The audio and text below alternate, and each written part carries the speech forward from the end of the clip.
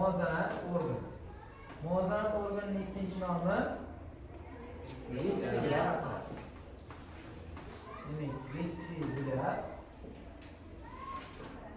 apparat ekan. Tushundingizmi? Demak, muvozanat organining ikkinchi nomi vestibulyar apparat ekan. Ya'ni organizm qanaqa qilib muvozanat saqlaydi? Shunga to'xtalamiz. Demak, muvozanat organining vazifasini ham ichki quloq bajaradi. Tushundingizmi? Ichki quloqda joylashgan muvozanat organi nima vazifalarni beradi bizga? Birinchisi, tananing fazodagi holatini saqlash. Deylik, odam yotibdimi, to'g'rimi? Yoki tik holatdami, o'tiribdimi, turibdimi? Ana shu tananing holatini, demak, muvozanat organi saqlab beradi. Tushundingizmi? Tananing fazodagi holatini. Ya'ni bu bilasiz fazod. Demak, fazodagi holatini saqlash vazifasini birinchi muvozanat organi belgilab beradi. Bizga hech kim aytmaydi, sen turibsan, yotibsan degan. Miya uni boshqarmaydi. Muvozanat organidan keladi impuls. Endi ikkinchisi, muvozanat saqlash vazifasini bajaradi demak vestibulyar. Tushunarli? Demak, to'g'ri yurishingiz mumkin. Ya'ni muvozanat organi buzilsa, demak, masalan, alkogol muvozanat organini buzadi. Nima qiladi u? Yonboshga chayqalib yuradi. Tushunarli?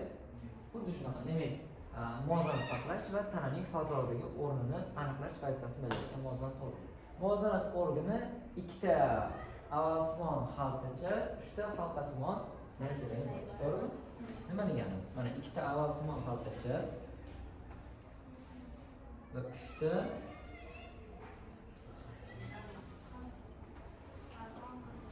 halqasimon naycha. Kitobimizda shunaqa rasm berib qo'yibdimi?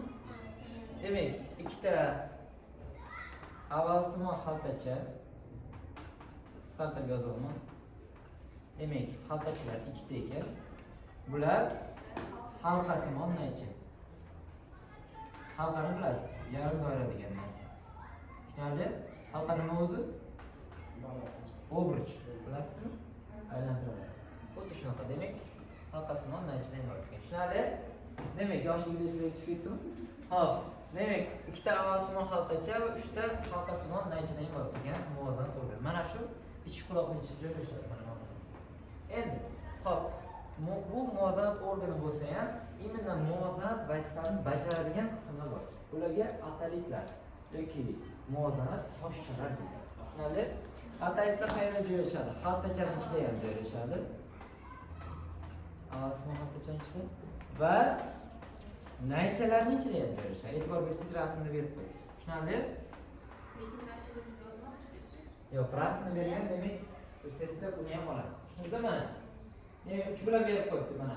Halqachada ham, nimada ham, naychada. Demak, bular nima ekan? Atalitlar. Atalitlarni tarkibi ohak tosh. Qaysi karbonat? Tushundingizmi? Demak, atalitlar yoki ohak toshchalar yoki muvozanat toshchalar desa, uchalasi bitta narsa. Tushundingizmi? Mana shu muvozanat organini tuzish. Endi muvozanat organi qachon funksiyasini bajara olmay qoladi? Vaznsizlik holatida, to'g'rimi? Ya'ni kosmosga chiqasiz, o'zingizni boshqara olmay qolasiz. Nima bo'ladi vaznsizlik holatida? Atalitlar, demak, retseptorga, mana bunday retseptor ketgan, e'tibor bersangiz. To'g'rimi? Retseptorga ta'sir qilmay qo'yadi. Shuning uchun nima bo'ladi? Demak, vaznsizlik holatiga tushadi. Odam nima bo'ladi? Ko'ngliga ayniydi, boshi aylanadi. Yoki bo'lmasam, har ta'sir qilaversa ham, mana mashinaga chiqqan odam nima qo'ynadi? Muvozanat organi yaxshi rivojlanmagan, to'g'rimi? Mashina bilasiz qimirlab yuradi. Yoki qanaqadir kachaga chiqqan odam nimaga qo'ynaydi? U ham nima? Har doim harakatda bo'ladi. Chunki biz turganimiz harakatlanamiz. Yoki masalan, dengiz kasalligi qanaqa? Paroxodda har doim chayqalib suzadi paroxod, to'g'rimi? Xuddi shunaqa, ya'ni haddan tashqari ko'p ta'sir qilaversa ham mana retseptorga. Tushundingizmi? Demak, dengiz kasalligi kelib chiqarkan, bunda ham bosh aylanishi, ko'ngil aynishi, boshqa belgilar bo'ladi. Tushundingizmi? Ta'sir qilmay qo'ysa ham vaznsizlik buzilar ekan, ta'sir qilish ko'p, ya'ni haddan tashqari ko'p ta'sir qilsa ham, demak, funksiya buzilar ekan. Tushunarli? Chunki normal ta'sir qilgan bo'ladi. Tushundingizmi? Endi hop, bu muvozanat toshchalar. Endi muvozanat organi qanaqa ishlaydi? Demak, birinchi keladi impuls. Ichki quloqqa, to'g'rimi? Ya'ni mana bu atalitlarga. Atalitlar bilasiz, mana retseptorga tutashgan. Retseptor keyin qanaqa niyat bilan ketadi? Vestibulyar nerv. O'sha harakatlantirishni to'g'ri, nomini aytaman. To'g'rimi? Vestibulyar nervi bu. Vestibulyar nervdan miya ko'prigi birinchi. Nimaga? Chunki miya ko'prigi nima vazifasi bor edi? Ya'ni bu vazifasi emas. Impulsni periferik organlardan miyaga o'tkazish, miyaning boshqa qismiga, ko'prik degani shu. To'g'rimi? Demak, miya ko'prigi undan keyin miya cheki. Esingizda bo'lsa, miya ko'prigining ikki yonida miya ichi joylashgan. To'g'rimi? Qanaqa qilib yo'l bo'ladi-yu, yo'lning ikki yonidagi markaziga kirish uchun yo'lni bosmasdan o'tish mumkin. To'g'rimi? To'g'rimi? Xuddi shunaqa.